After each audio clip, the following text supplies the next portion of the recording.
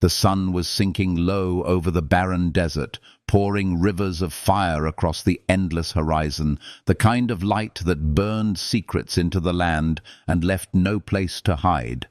A lone rider moved along the dirt trail, his figure cut against the dying gold of the evening. Elias Harper, scarred by loss, carved by silence, rode as if each hoofbeat was a prayer against the memories chasing him. His hat brim shadowed eyes that had seen too much, yet still carried a stubborn glimmer that refused to die. He was a man the world remembered through rumors whispered in saloons, half-truths coated in whiskey and smoke, but the truth was buried deep in his chest, the grave of a woman he had loved, the child he had held, and the fever that had stolen them both under a sky that offered no mercy. He had walked away from that grave and never stopped walking. He became the wind's companion, the dust's brother, a cowboy without a place, surviving because life, no matter how heavy, still demanded breath. That evening, the trail curved toward a forgotten post swallowed half into the earth, and beside it sat a woman who looked as though she had been carved by the same merciless desert. Her knees were drawn close to her chest, her long, dark braids bound by worn leather, her cheek marked with the faint scar of a healing wound. Her stillness was striking, not fragile, but deliberate, like someone who had been forced to learn that begging never brought kindness. The air around her seemed to vibrate with the quiet ache of someone cast aside too many times.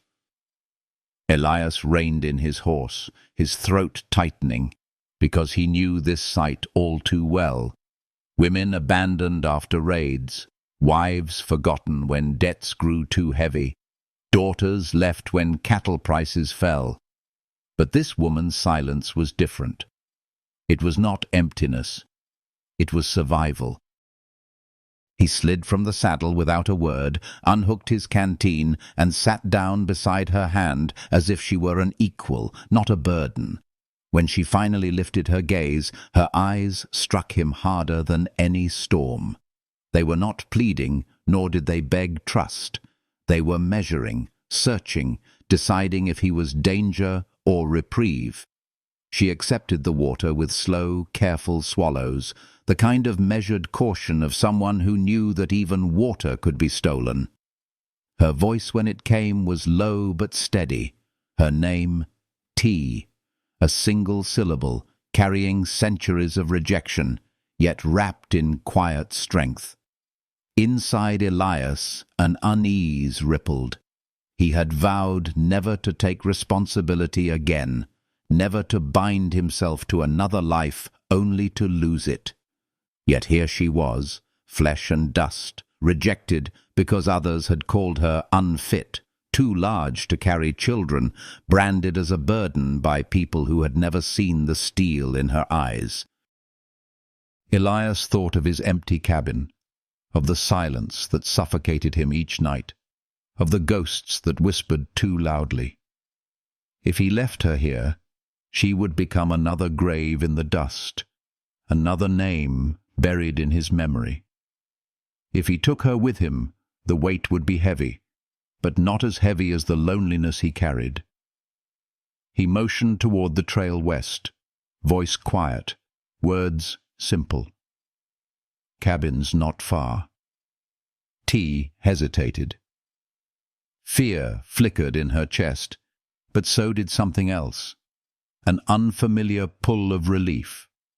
The road behind her was nothing but hunger and silence. The road ahead was unknown, but at least it was not empty. She rose, legs trembling, and accepted his hand for the first time.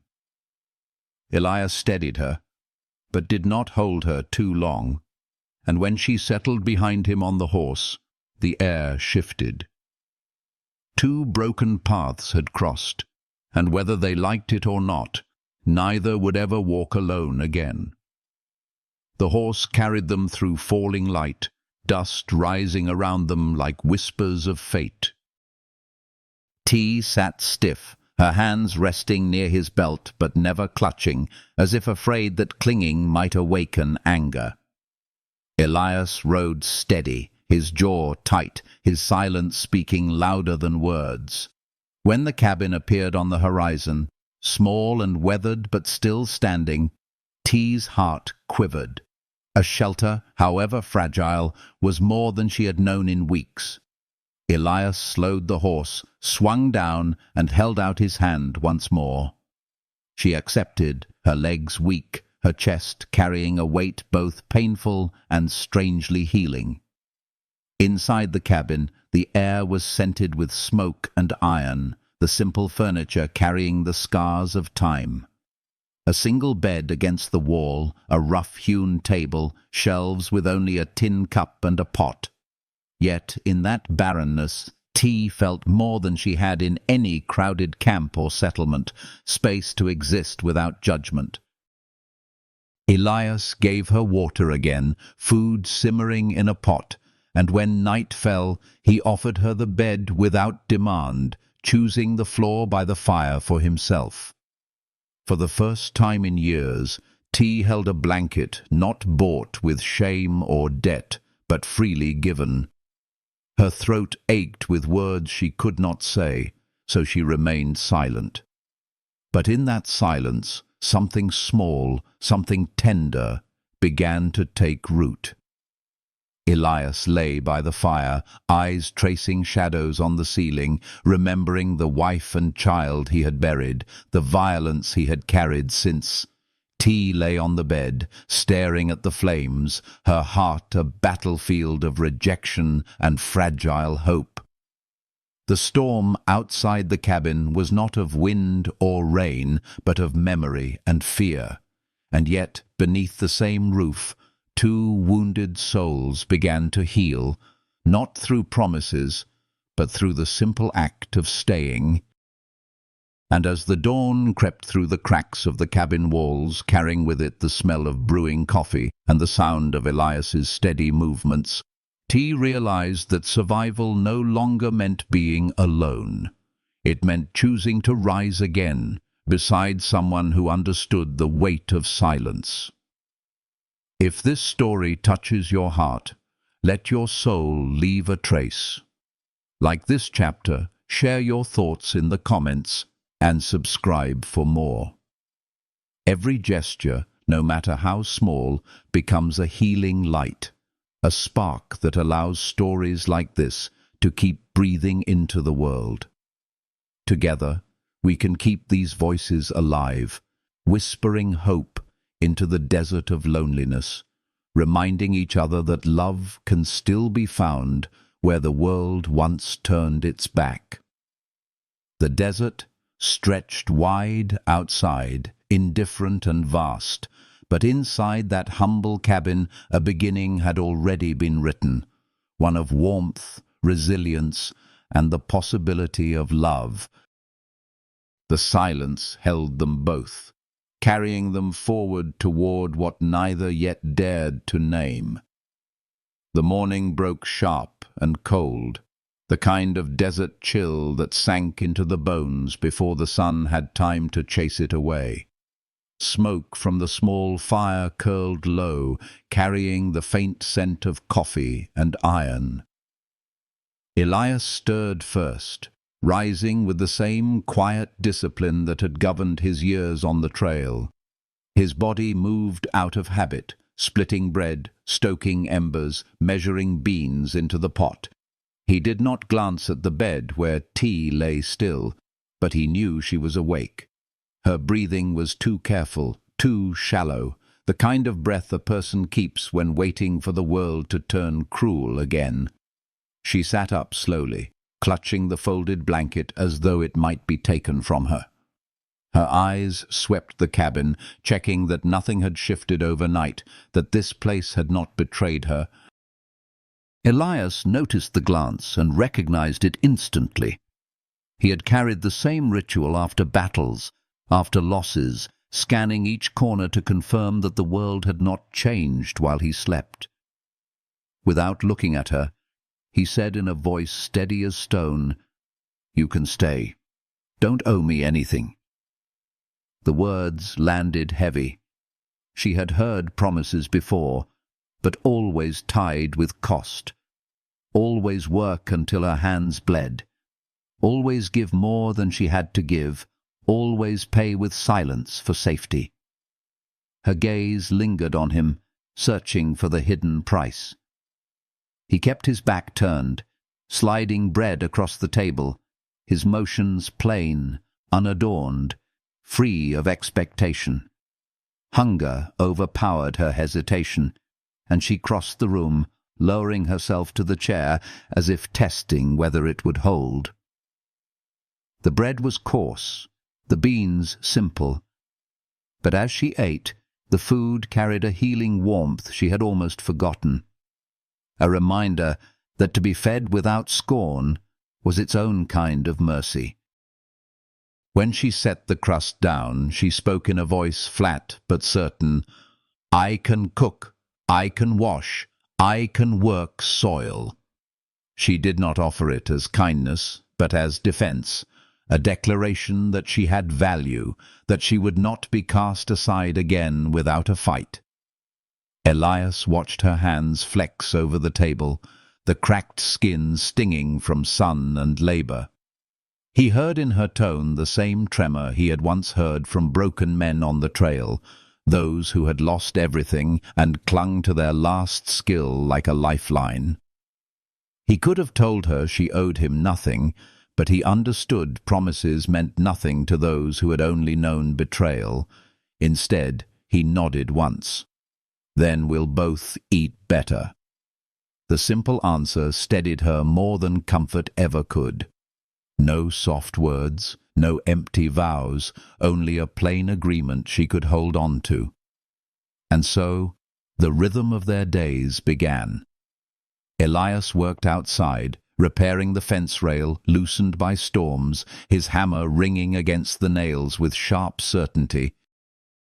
The sound echoed across the arroyo, mingling with the dry whisper of wind.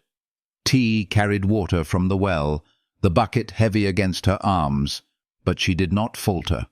She rinsed beans in a tin bowl, swept the cabin floor with a makeshift broom, and tended to the fire. None of it was grand, but each task gave her grounding, a fragile root against the storm of rejection that had followed her for so long. When Elias returned from the corral that evening, sweat streaking dust on his face, he found the table set. 2 tin plates, 2 cups. Beans simmering with the last of the salt. T sat straight-backed, her eyes lowered, her hands folded in her lap. He did not comment, only slid into the chair across from her, careful to let the scrape of wood against floorboards remain quiet, measured. They ate in silence, but for Elias, the silence was not hollow. For the first time in months, he was not alone at his table. For T, the silence was not an accusation. It was space to breathe. Yet even as they shared that quiet, shadows stretched long beyond the walls. Elias knew the town would not stay blind. Sharp eyes and sharper tongues would find them. And T knew too. She could already feel the weight of whispers waiting beyond the cabin door. For now, though, they let the fire soften the night, their bodies weary, their spirits still cautious, but no longer crushed. When darkness deepened, Elias laid a folded blanket at the foot of the bed once more. "You take it. I'll stay by the fire." The words held no hesitation. T's chest tightened, not from fear this time, but from something more dangerous, something close to gratitude. She nodded once, holding the blanket as though it were more than cloth, as though it were proof that safety could exist, however briefly. Elias settled onto the floor, his coat beneath his head, his mind tracing back to the graves he had left, to the violence he had carried. He had thought silence his only companion. Yet now another breath filled the cabin, another heartbeat matched his own. The wind pressed against the roof, the fire crackled low.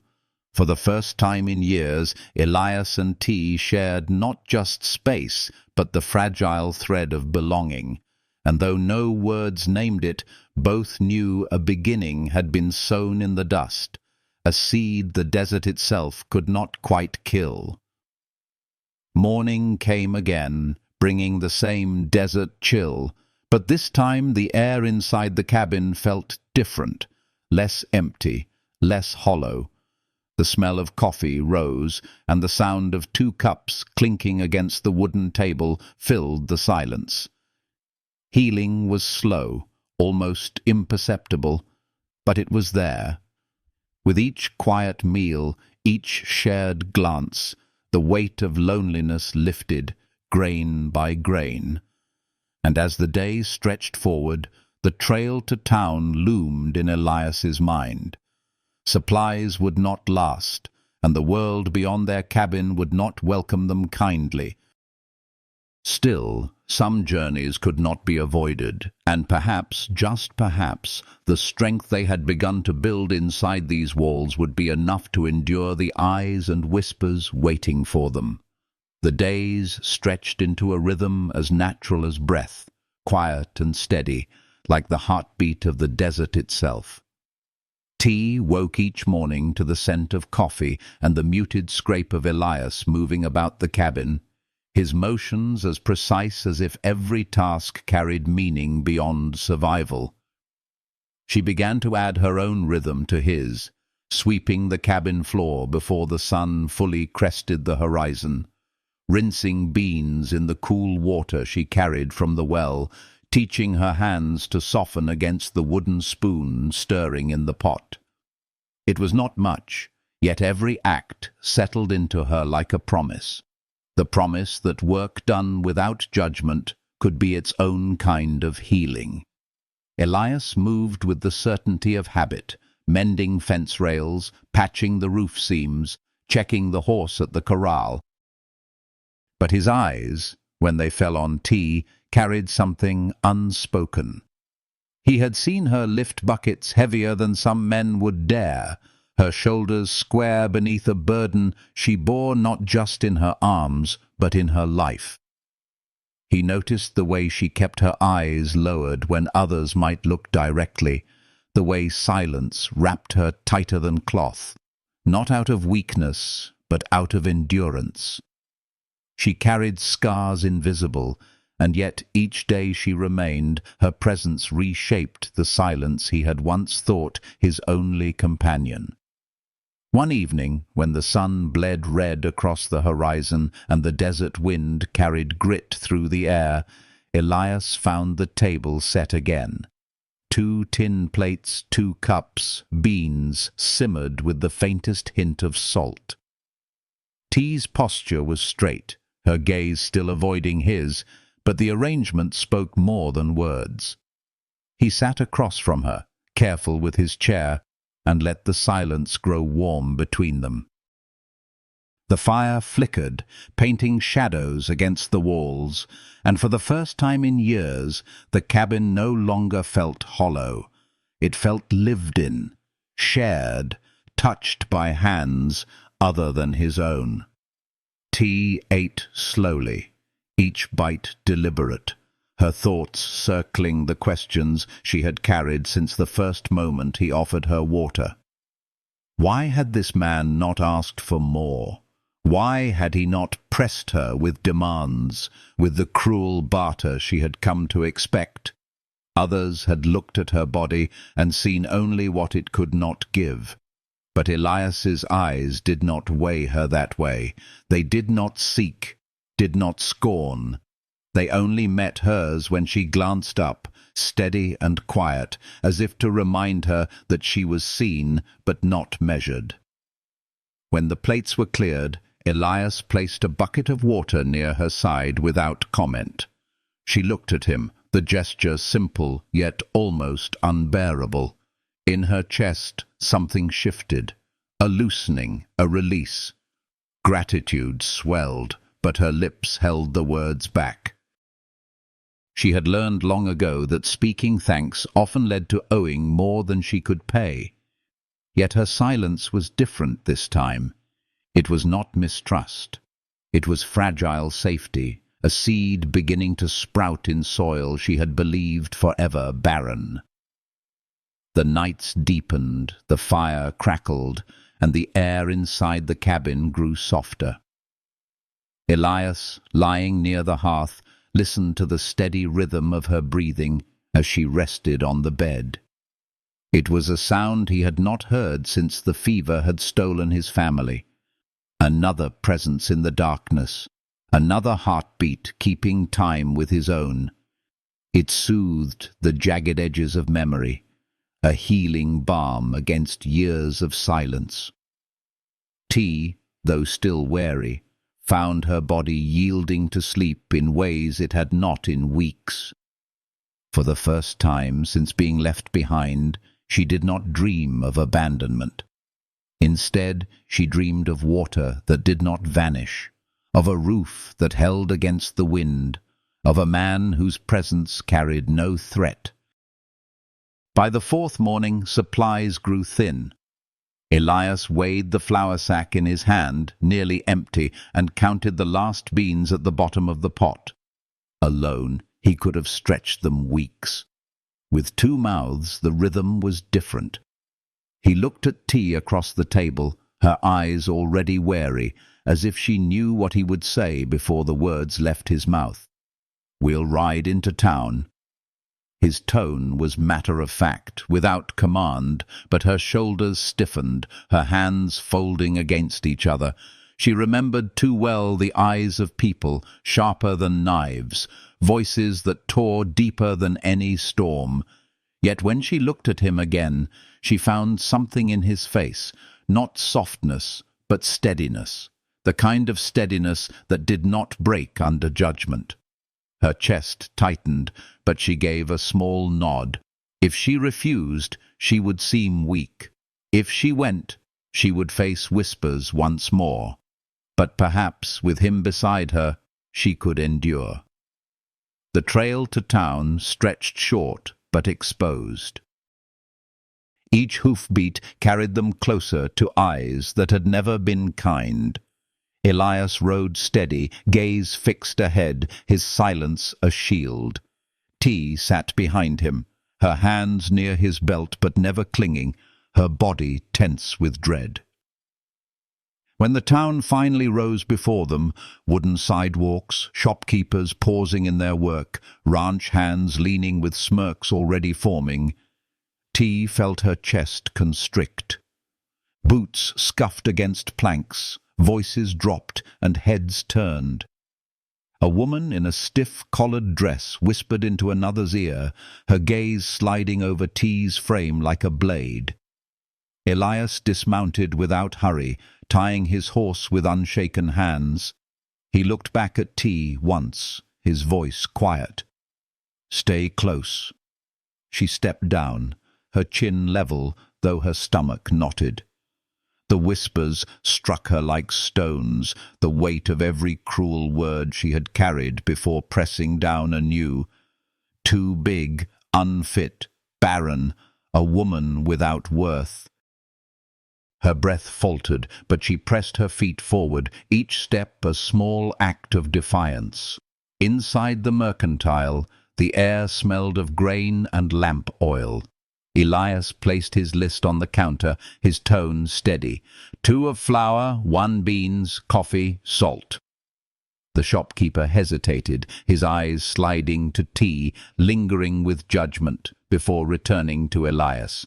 Coins clinked too loudly, goods counted too slowly, a deliberate delay meant to remind them of their place. T kept her gaze fixed on the sacks, refusing to flinch. She had endured worse. She would endure this. And then, from behind a barrel, a boy no older than 10 peeked out. his face smudged with dust, his eyes wide but curious. He looked at T, not with scorn, not with pity, but with the plain openness of a child. He smiled, shy but unguarded. It struck her like sunlight after weeks of shadow. Before she could stop herself, her lips curved into the smallest smile she had allowed in what felt like forever. The boy's mother pulled him back, startled, but not harsh. T carried that single moment with her as they left, holding it close like a hidden ember. Outside, the whispers followed them still, but Elias paid them no attention. He secured the crate to the saddle, offered his hand, and together they rode out of town. The silence on the trail back was different, less heavy, less suffocating. T thought of the boy's smile, of how a single glance could remind her that she was not invisible, not broken beyond repair. Elias, glancing back at her once, noticed the shift in her face, the easing of her jaw, the way her shoulders no longer braced against an unseen blow. He said nothing, but inside he felt it too. The world had judged her, and yet she had not broken. When the cabin finally came into view, the sun dipped low over the ridge, and the land softened under fading light. Supplies were stored, fire rekindled, table set once more. They did not speak of what had happened in town, but each carried a quiet understanding. For Elias, it was proof of her strength. For T, it was proof that not all eyes looked with cruelty. The desert outside remained vast and indifferent, but inside the cabin, two souls who had carried rejection and loss found something steady, a fragile healing that no whisper could erase. And as night fell, and the cabin once more filled with the sound of fire and breathing, both knew the days ahead would bring storms greater than whispers, yet neither felt quite as alone. The beginning had deepened, shaping itself into something stronger than silence, carrying them toward the trials waiting just beyond the horizon. The days after their return from town carried a weight Elias had learned to sense in the land itself. The desert did not always speak in storms of rain or floods of dust. It often whispered warnings in the way the wind shifted, or in how the sky burned yellow at the edges of the horizon.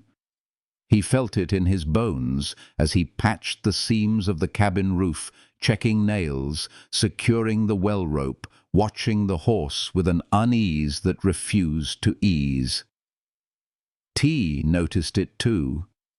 Years of being forced beneath the open sky had taught her to read the air, and when the twilight came heavy and restless, she asked one simple word across the table, her eyes dark but steady.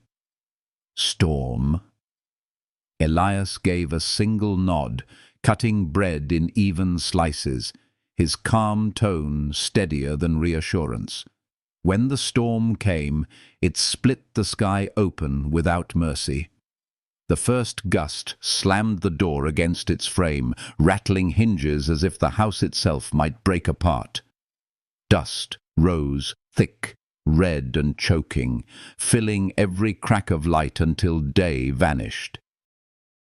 Elias pressed his weight against the door, his shoulders firm, while T moved swiftly through the cabin, her hands steady, though her heart thundered. She tied cupboard doors with rope, slid pots beneath leaks, and pressed cloths against the gaps where the wind shrieked through. The horse screamed from the corral, and in that sound lived all the panic of a living creature unprotected. Elias did not hesitate. He pulled his coat over his head and forced the door open into the gale. T called after him, her voice sharp with a fear she had not allowed since she met him, but he vanished into the storm. Wind clawed at his body, grit stung his eyes, but he moved as though the desert itself could not uproot him.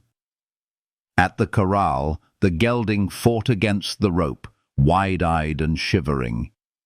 Elias pressed his hand against its cheek, speaking low, steady words that carried no fear, only patient command. The horse quivered, then stilled enough for him to retie the rope and cover its eyes. By the time he staggered back inside, coat heavy with grit and skin raw, T was waiting with a damp cloth in her hand. She pressed it into his palm without a word. He wiped his face and leaned against the wall, catching breath as dust howled at the seams of the cabin. The storm battered harder, boards moaning, air thinning until every breath scraped the throat. Elias slid down to the floor with his back against the door, his body weight holding it closed, every muscle taut.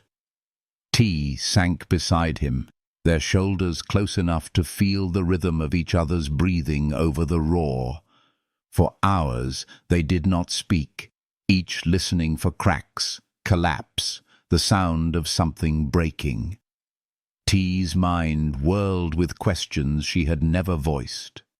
Why would a man risk himself for a horse when safety was within reach?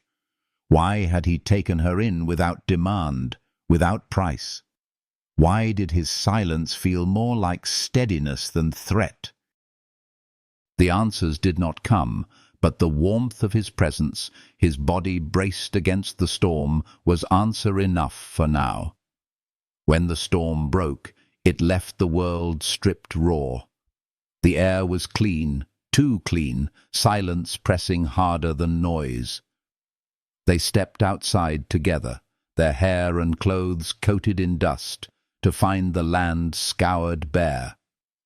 The horse stood calm, the corral intact, the cabin bruised, but standing. For a long moment they said nothing, only stared at the wide emptiness that had nearly devoured them. Back inside, Elias dropped another log on the fire. T set water to boil. The silence between them was different now, no longer merely shared survival, but something deeper. They had endured together, not by chance, but by choice. The storm had tested them, and neither had broken. Days passed, but the weight of that storm did not vanish. It had settled into the air like a vow unspoken, a quiet recognition that they were no longer two separate souls, bound only by circumstance.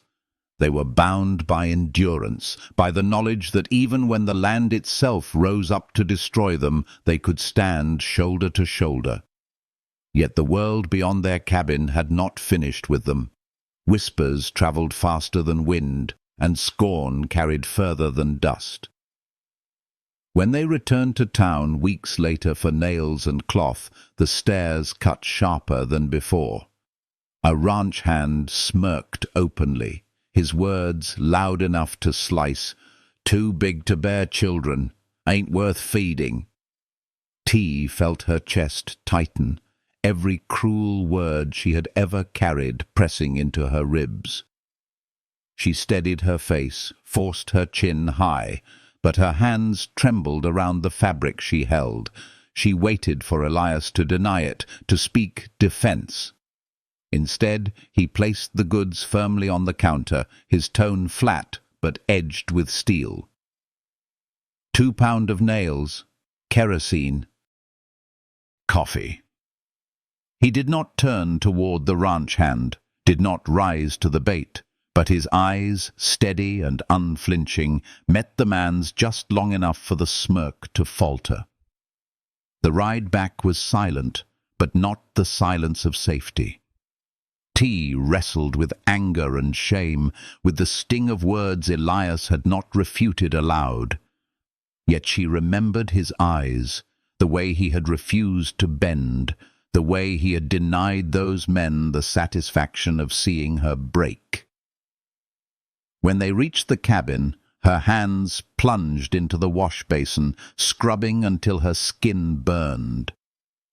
Elias set a tin cup of water by her elbow, just as he had on the first day. "They say a lot of things," he murmured, his voice carrying no judgment, only truth. She stilled, her throat raw. "They say I am too big, that I cannot carry children, that I am nothing but wasted breath." Her voice shook but did not break. Elias did not flinch. His eyes met hers with steady weight. "They don't know you." "They don't know what you've carried to still be here?" The words were plain, stripped of promise, but they struck deeper than any soft defense could. In her chest, something cracked open. Not pain, but release. The healing ache of being seen without disguise. That night, she dried the dishes while Elias stacked wood by the hearth, both moving in silence. But the silence was no longer heavy. It was alive, filled with the knowledge that their scars did not define their worth. The desert wind whispered against the boards. The fire burned low. And in that quiet cabin, the world's cruelty pressed at the walls, but did not enter. T lay awake, the sting of cruel words still lingering, but for the first time their weight seemed lighter. Elias had not promised to shield her. He had given her something far stronger, the certainty that staying in spite of what the world believed was its own act of defiance. And with that thought, her eyes closed softly, not with fear, but with the fragile comfort of healing sleep. Beyond the horizon, darker trials waited, carried on hoofbeats and whispers. But inside the cabin, two souls, once broken, had begun to find strength not in what they had lost, but in what they refused to surrender. The choice to endure together. Late one afternoon, the desert lay still under a sun that seemed to watch with merciless patience, and Elias felt the shift before he saw it, the rise of dust on the horizon that did not belong to wind. His hand, steady as ever, tightened slightly against the worn leather strap he was mending by the corral. T, gathering clothes from the line, followed his gaze and felt her chest constrict. 3 riders approached, their pace slow, deliberate, the kind of swagger that announced trouble long before words did. The first man called out before his boots touched Elias's dirt. "Harper," he drawled, his tone sharp as flint. "Heard you're keeping company out here with a squat too big to give you young. Thought maybe you were renting her out for other work." His laugh was jagged, cutting, meant to carry. The second rolled a matchstick across his tongue, his eyes measuring T the way men did when they believed cruelty was their right. The third said nothing, but his gaze never left Elias, watching for weakness.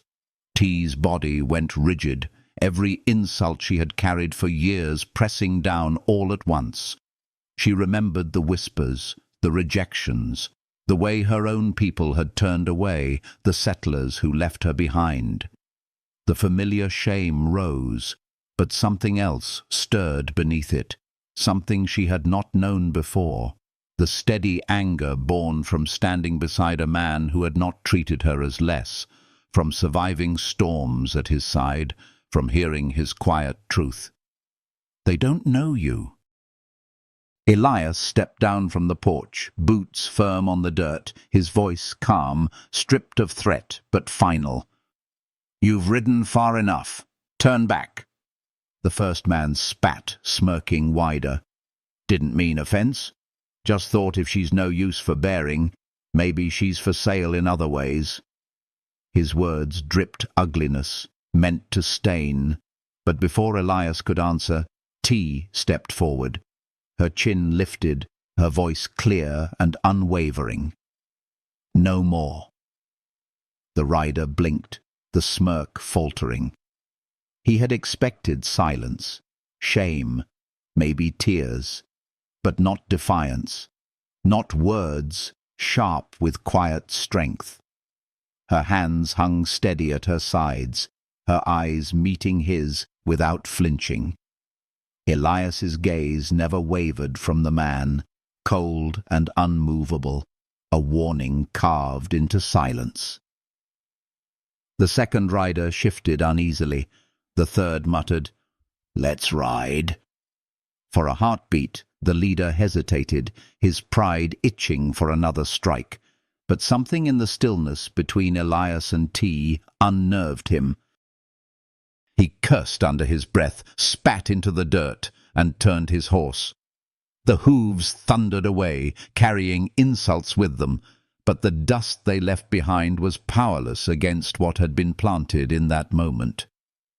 T's breath came quick at first, then steadied. For the first time, she had spoken aloud the refusal that had lived buried in her chest for years. She looked at Elias, and for the first time since their meeting, she met his eyes without lowering hers. In the depth of that gaze, unspoken words lived. Recognition, defiance, and something almost tender. Elias pushed the cabin door open and waited until she stepped inside before following. He said nothing, because nothing needed saying. T's hands trembled as she folded the clothes she had gathered, the fear leaving her body slow as smoke. Elias placed his hand against the table, grounding himself.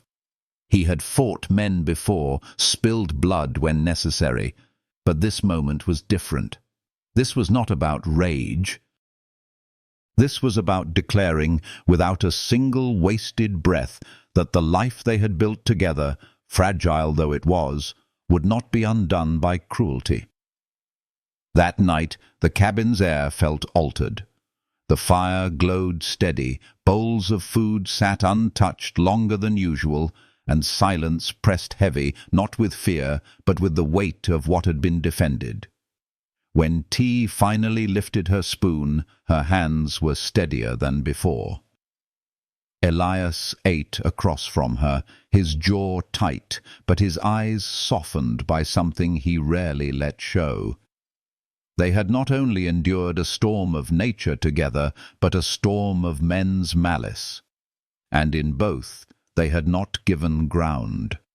For Elias, who had sworn never to let another life into his, the realization carried weight he could not ignore. It did not feel like burden anymore. It felt like purpose. For T, the words hurled at her still echoed, but they no longer clung like shackles. She had spoken against them, and Elias's steady presence had turned her defiance into strength. Days stretched again, quieter but changed. Work filled the hours, yet beneath each task lay the memory of that stand. Elias cut wood at the corral, every strike of the axe ringing with the knowledge that their life was theirs to guard. T tended the small garden patch near the cabin, her hands pressing seeds into soil, each one a symbol of something she had not allowed herself before: hope. The world beyond their ridge still brimmed with whispers, but in their silence together she began to understand something new, that staying, breathing, enduring was not just survival, it was love, forming slowly, like water carving stone. And when the sun fell low, painting the sky in amber and rose, Elias set a tin cup of water by her hand without thought, and T accepted it with a faint, quiet smile that carried all the tenderness words could never shape. Outside, the land stretched wide and merciless. Inside, the cabin breathed with warmth, and between them grew the kind of bond that storms and insults alike could not tear down. The desert's trials were not over, for shadows still lingered beyond the horizon, but the cabin no longer held two broken wanderers, It held a pair who had chosen to face the world together, even when the world wanted them gone. And that choice, simple and steady, was more powerful than any cruelty cast their way. The sun was high, casting sharp lines across the dry earth, when a single rider appeared at the fence line. Elias saw him first, a silhouette too steady to be ranch hand or drifter. The badge glinted faintly beneath his hat brim, and Elias's jaw tightened, though his hands never faltered. T, carrying a bucket from the wash, froze when she noticed the rider's approach. She felt the shift in Elias's body, the way his shoulders stiffened, the way silence wrapped around him like armor. The man dismounted with practiced ease, dust rising around his boots.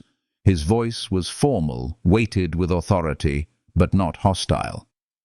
"Elias Harper," he said, not as a question, but as a fact already known. He spoke of years past, of violence Elias had carried, of men he had taken down when no law stood strong enough to stop them. Some had called it murder, others had called it justice. Papers had gone quiet, but rumors had not. Now, he said, the record was closed. A letter in his hand confirmed it. No charges stood, no pursuit remained. Elias had walked away, stayed gone, and the law had let the trail end there. T's grip on the bucket tightened. She wanted to ask, who had he killed? What blood stained his past? But she held her tongue. She understood too well the weight of whispers, the ache of being judged without ever being asked. Elias's eyes scanned the letter, his face carved with tension, then unreadable calm. When the marshal rode away, leaving only the dust of his passing, Elias stood still for a long moment. The letter remained folded in his hand, heavy as a stone. Inside the cabin, he set it down on the table, his voice quiet, almost uncertain. "I'm done running." T, slicing potatoes with steady hands, paused, but did not look up. "I know," she answered simply. No demand for details, no pressing for confessions. Just recognition. For Elias, it was more mercy than any court had ever given. For T, it was proof that silence between them carried more truth than words. That evening, they worked side by side in the small garden, planting seeds into stubborn earth. Elias dug deep furrows with deliberate strength, while T carried water, her arms steady despite the weight. Their labor was simple, but it spoke louder than confessions. It was the act of two people choosing to build, not escape. When night came and the fire glowed low, Elias broke his silence. His voice was rough, the words dragged from years of holding back. "Lost my family years ago.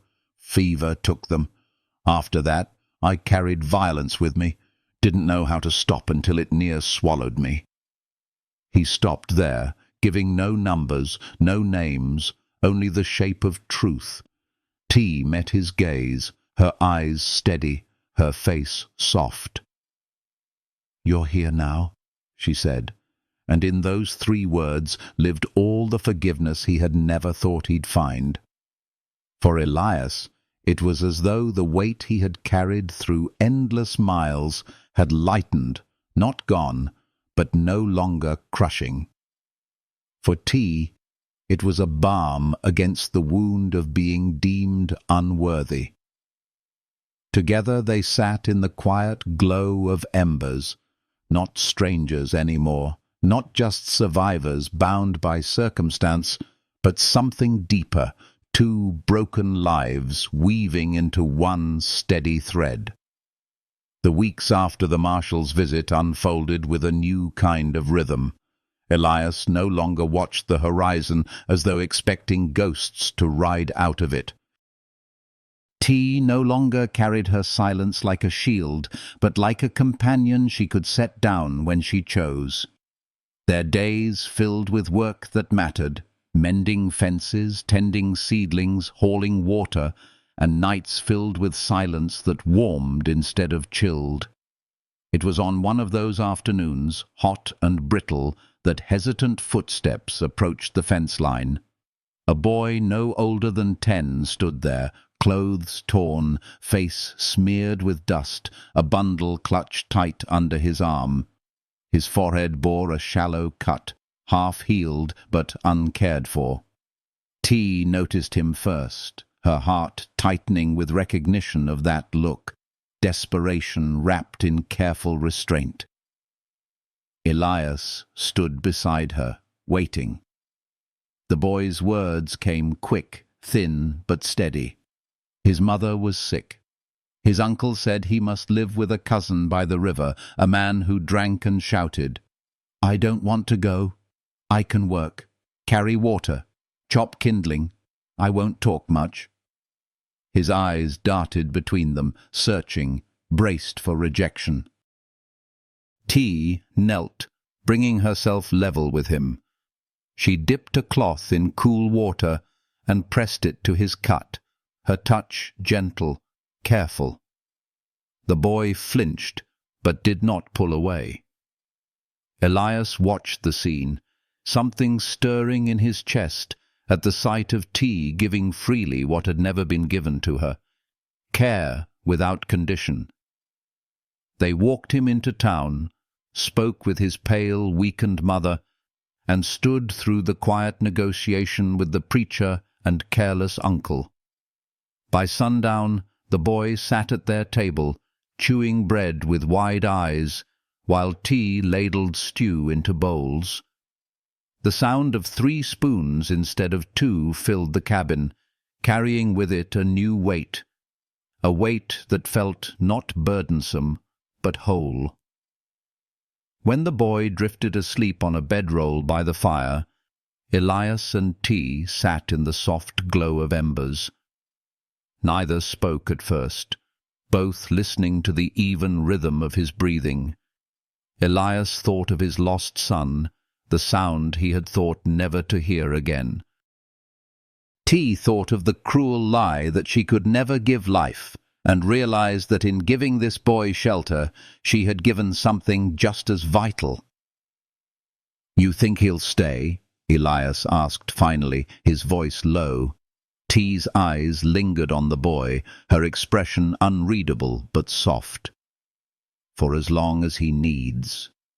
The truth of it settled between them. They had been judged broken, scarred, unfit. Yet here, in the narrow frame of a humble cabin, they had made space for life again. Not because law demanded it, not because blood required it, but because they chose to. And in that choice lay something more binding than any vow spoken aloud.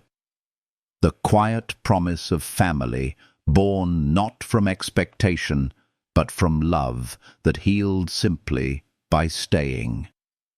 The boy's presence changed the rhythm of the cabin in ways neither Elias nor T had expected.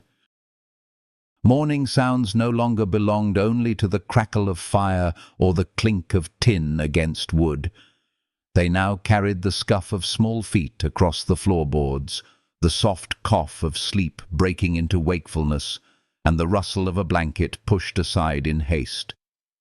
Elias found himself cutting boards to build a small trunk for the boy's few shirts, driving nails with the same care he had once given to the cabin itself. He fashioned hooks by the door so the child's coat had a place, carved a second chair to sit at the table. T adjusted easily, her hands guiding the boy through chores. How to rinse beans without wasting water, how to cut potatoes without dulling the knife, how to tend the fire so it lived steady instead of dying too soon. At night, the cabin no longer held only 2 breaths, it held 3. The boy lay curled on a bedroll near the hearth, his chest rising with the kind of sleep that only comes when fear has finally loosened its grip.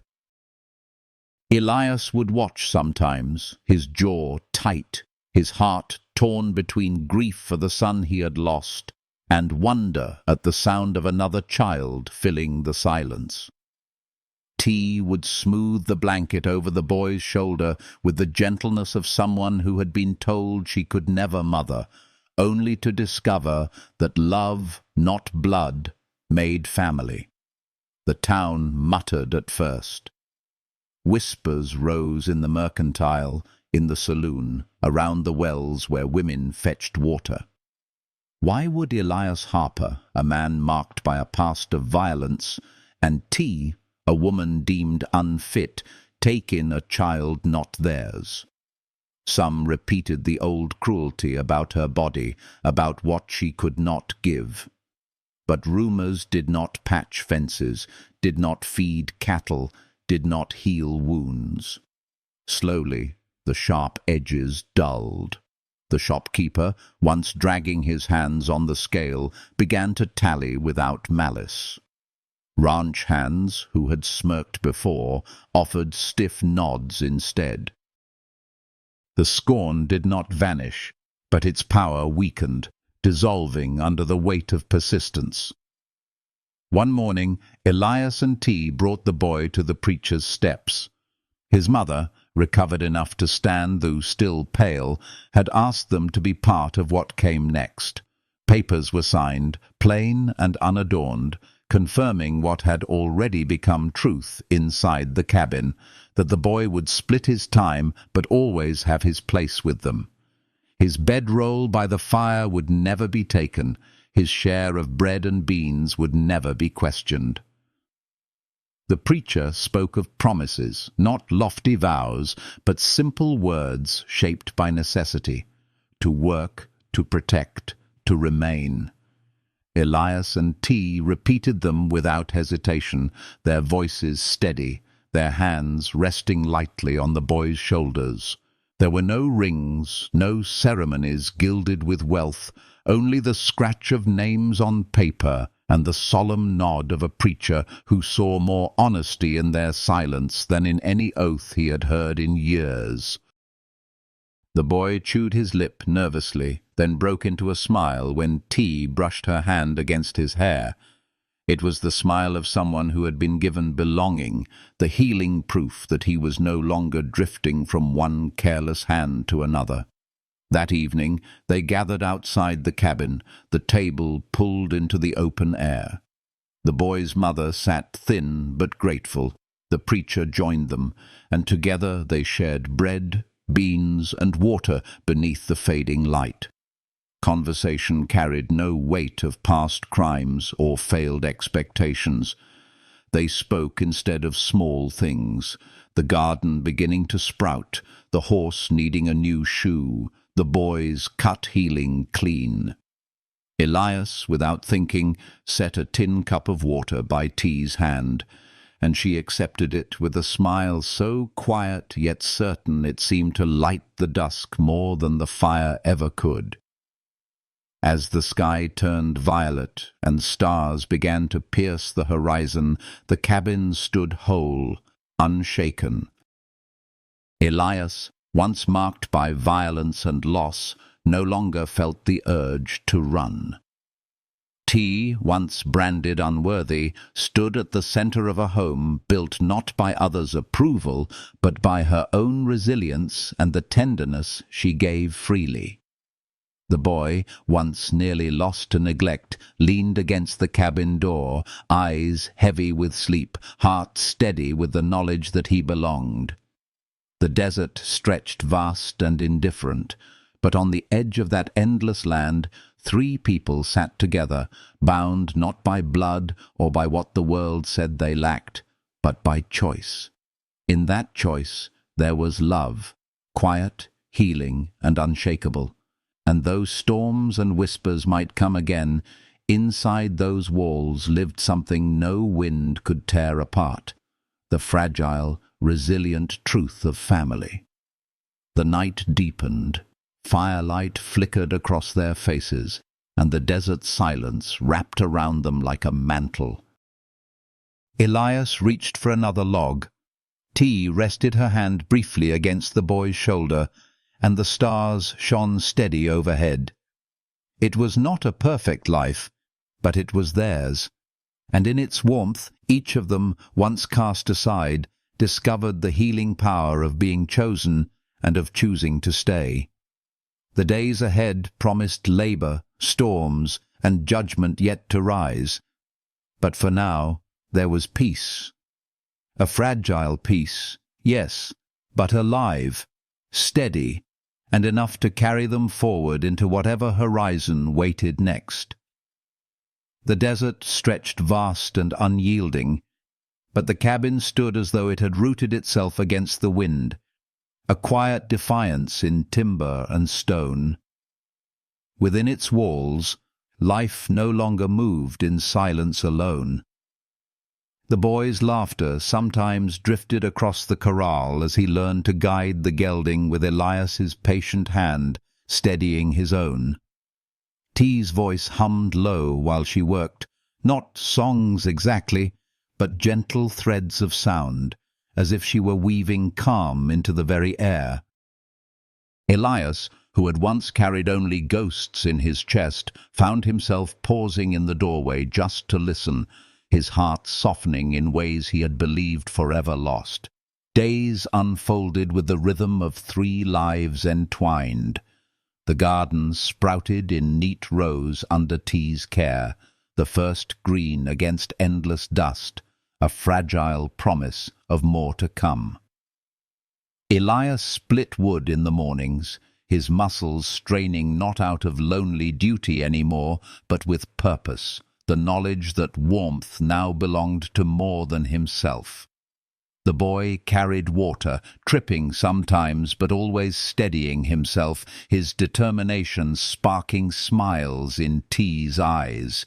In the evenings they gathered at the rough-hewn table, 3 spoons dipping into beans and bread, 3 voices sharing not grand stories but fragments of ordinary life.